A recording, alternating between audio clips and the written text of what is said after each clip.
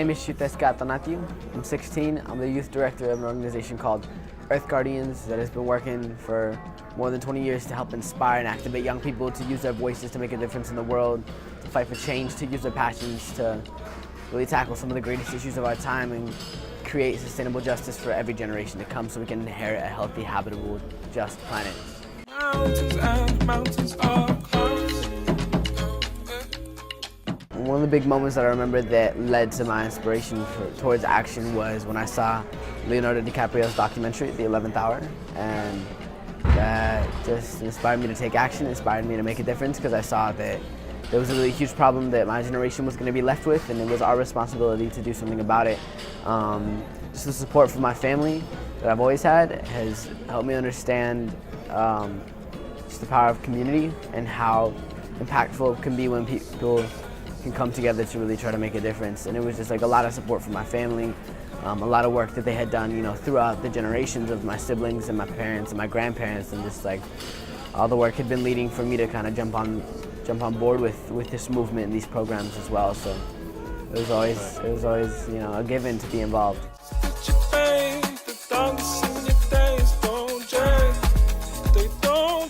I think the only way to make change is to bring an intergenerational conversation to the front lines of this movement, because our generation has the energy, the creativity, the innovation, the entrepreneurship, and like all these fresh, bright ideas.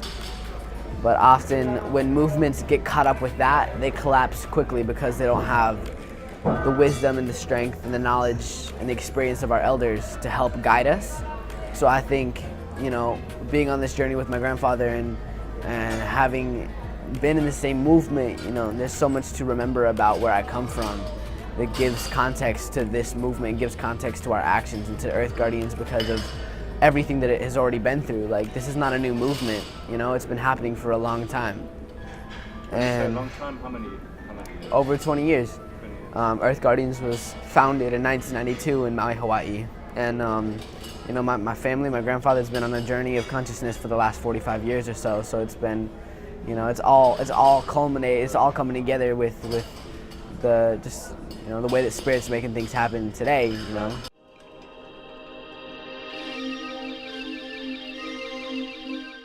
Well, I definitely think that technology has its place, and it has an important role to play in all of this.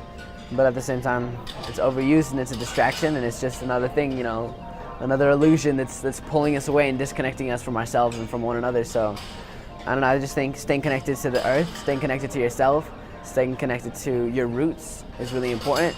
So being with my grandpa and hearing his stories and hearing where he came from and everything that he had to go through to find himself gives me so much hope, for how humans can change and how we can unconditionally love and have so much empathy for other people because of, we're all just humans, right? And we're all learning, we're all just going through the process of life and trying to, stay on our path without getting too distracted by all the illusions around us and all the distractions around us. And it's like, yeah, I'm proud to say that, I'm just fascinated by spending time with people I love and staying connected to my roots. I think it's the most important thing.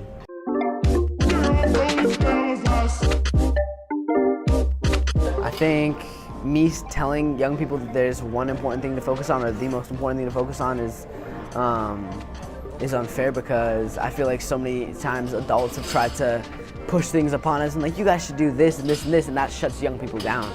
So I think what I've seen is that if you open up a space, if you allow for conversation, if you offer tools and resources and connections for young people to use, show them examples of other young people that are doing amazing things, then they will take it upon themselves to use their passion, their creativity, their wisdom, and the humanity that they have to really build solutions creatively to the greatest issues of our time. It's not about telling them what to do or how to do it. The Earth Guardians movement has happened. It's not an organization that you have to join. It's a movement that you can be a part of. And it's intergenerational, it's diverse, and it's about every young individual on the planet, every old individual on the planet, all individuals on the planet coming together around the idea of creating a better world for the next generations. It's not about just climate change or the environment. It's not an environmental organization.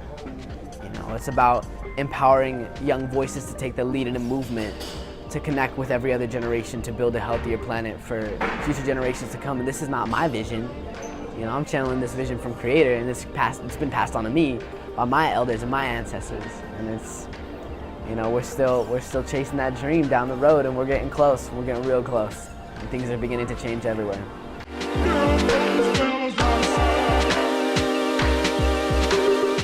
I was working with an organization called Our Children's Trust, which is supporting young people in getting their voices in the legal system, because we can do a lot of frontlines activism and we can do a lot of things like that, but at the same time, you know, getting involved in influencing leadership and influencing our legal system has a lot of power and a lot of potential.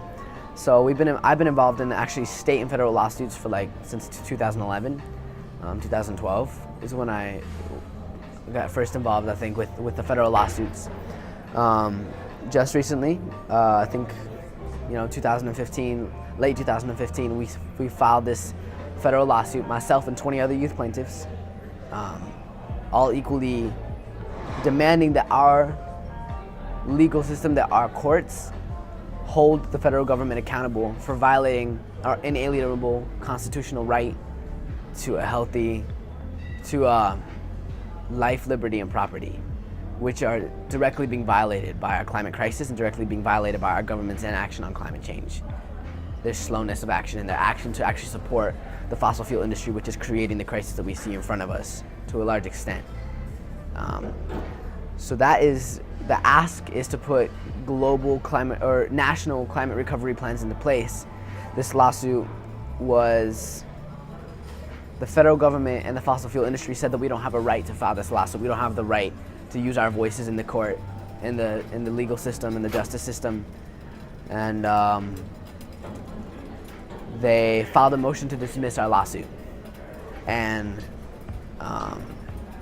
in April, Judge Coffin ruled in our favor. The judge that heard the hearing in the case of dismissal ruled in our favor, and said that on every ground that we filed on, this generation and these young people have the right to pursue this lawsuit. So now it's going to a secondary judge to be reviewed, going back to court. We're going to hear oral arguments again. Another amazing opportunity for the world to hear this message that we have, you know, because the fact that we even have to be in court doing this is unbelievable.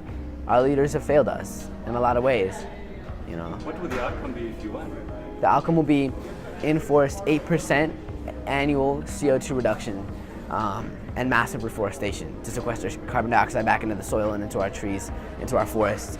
All of our science is being done by former climate scientists, current climate scientist, former NASA scientist, James Hansen.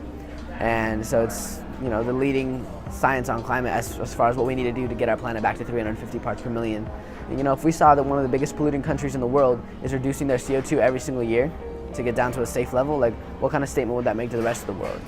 You know, and we have to make it profitable. That's why we're here at this conference today, because businesses need to come together to understand this is the greatest opportunity of their lifetime to really pursue the next industrial revolution. You know, this is a revolution in consciousness. It's a revolution in industry and business. It's evolving, you know, and crisis is an instigator, is the driver of evolution, as my grandpa says. And it's understanding how all these pieces fit together. You know, we need young people in the courts, we need young people in the streets, we need businesses doing business right, because it's profitable. And once people begin to see that sustainability sells and there's something to be gained from that, like, people will jump on board. And it's coming kind of slow, but we'll get there, you know.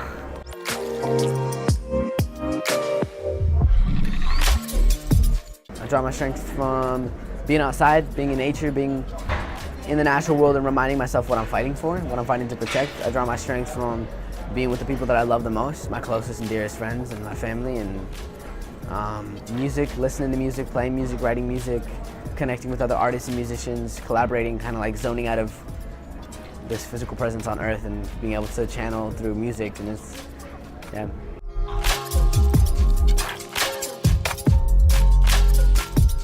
I think it's interesting when you talk about spirituality, and a lot of people always like jump to like, oh, religion, you know, right? And it's like, I think in a lot of ways, religion separates us, you know, and spirituality is just a way to bring people together. I was raised largely in my father's tradition, in the Mexica, the Aztec tradition. So very connected with my indigenous roots, with my culture. I've been practicing ceremony since I was very young. So I think when I talk about spirit, it's about alignment of events and different things that are happening for a reason.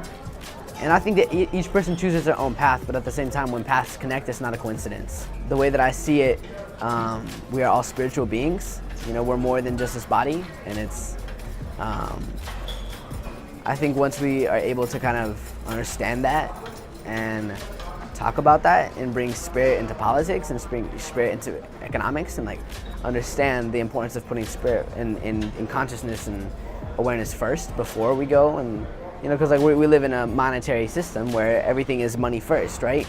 But imagine, you know, if we put care first, like among people or among us and the planet, like those are different things. Like I feel like I have a spiritual connection with the earth, so I think a lot of it is just in reference to the vibration of life, you know, and it's not directly towards any one religion or anything. It's just an understanding that there's a greater presence that surrounds this planet, that surrounds our realities than a lot of us often understand.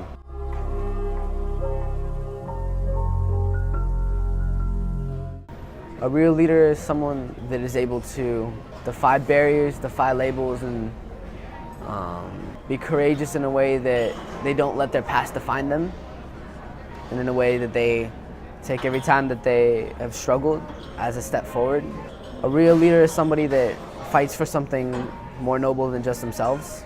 A real leader ultimately is fighting for something that has to do with the vision for the world we want to leave to the next generation.